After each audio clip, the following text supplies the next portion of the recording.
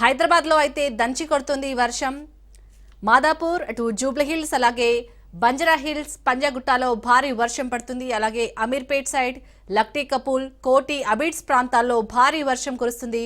ఈ భారీ వర్షం నేపథ్యంలో లోతట్టు ప్రాంతాలన్నీ కూడా జలమయమయ్యాయి.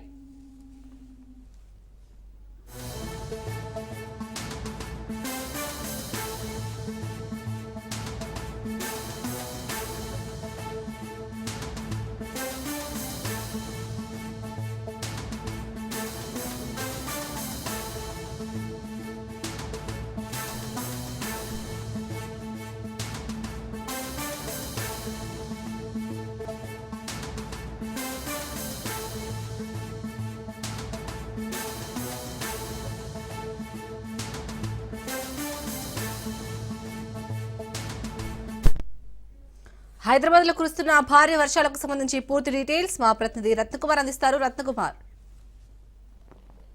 బంగాళాఖాతంలో ఏర్పడినటువంటి అల్పపీడనం ప్రభావంగా రాబోయేటువంటి 5 రోజుల పాటు తెలంగాణ రాష్ట్రంలో మోస్తరు నుంచి భారీ వర్షాలు ఉంటాయని ఇప్పటికే వాతావరణ శాఖ అధికారులు అలర్ట్స్ జారీ చేయడం జరిగింది. ఇక అందులో భాగంగానే ఇవాళ వాతావరణం కొంత ఉదయం నుంచి కూడా నార్మల్గానే ఉన్నప్పటికీ కొద్దిసేపటి క్రితం హైదరాబాద్లోని పలు ప్రాంతాల్లో భారీ వర్షం కురిసింది. ఒక్కసారిగా యాక్సిడెంటల్ రెయిన్ఫాల్, అకస్మాత్తుగా వర్షం అనేది అంటే ఉన్న పళాన భారీ వర్షం అనేది నమోదైంది. ముఖ్యంగా మాదాపూర్తో పాటు జూబ్లీ హిల్స్, బంజారా హిల్స్ పరిసర ప్రాంతాల్లో యొక్క వర్షం యొక్క ప్రభావం అనేది కనిపించింది. ప్రజెంట్ కొన్ని ప్రాంతాల్లో వర్షపాతం అనేది నమోదవుతూనే ఉంది. దీంతో రాకపోకలకు కొంత ఇబ్బందికరమైనటువంటి పరిస్థితి వాహనదారులకు ఎదురవుతుంది. ఎందుకంటే మధ్యాహ్నం సమయం కావడంతో లంచ్ సందర్భంలోనే ఇటు హైదరాబాద్ మహానగర వ్యాప్తంగా అనేక ప్రాంతాల్లో ఉన్నటువంటి వాహనదారులందరూ కూడా మధ్యాహ్నం సమయంలో ఇటు రాకపోకలను కొనసాగిస్తూ ఉంటారు. ఇది కొంత ఇబ్బందికరంగా మారింది. వర్షం ఉన్నపళాన ఒక్కసారిగా అటు భారీ వర్షం అనేది కురుస్తూ ఉండటంతో కొంత ఇబ్బందికరమైనటువంటి సిచ్యువేషన్స్ నగర వ్యాప్తంగా కనిపిస్తున్నాయి. అయితే వాతావరణ శాఖ అధికారులు ఇప్పటికే అలర్ట్స్ను జారీ చేశారు.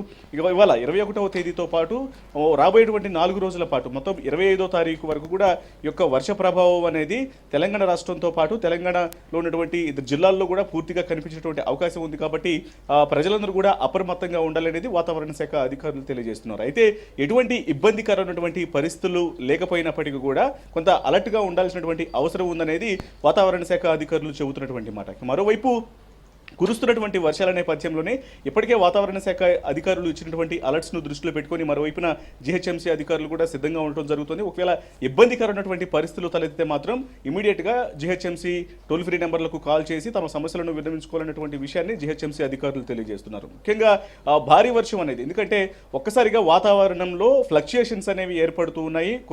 అప్పటి వరకు కూడా నార్మల్గానే టెంపరేచర్ అనేది ఉంటుంది, ఎండ కనిపిస్తుంది. కానీ కొద్దిసేపటి తర్వాత ఒక్కసారిగా ఉన్న పళ్ళాన వర్షం అనేది భారీ వర్షంగా నమోదవుతుంది. కాబట్టి అన్నిటి కూడా సంసిద్ధం ఉండాల్సినటువంటి అవసరం ఉంది.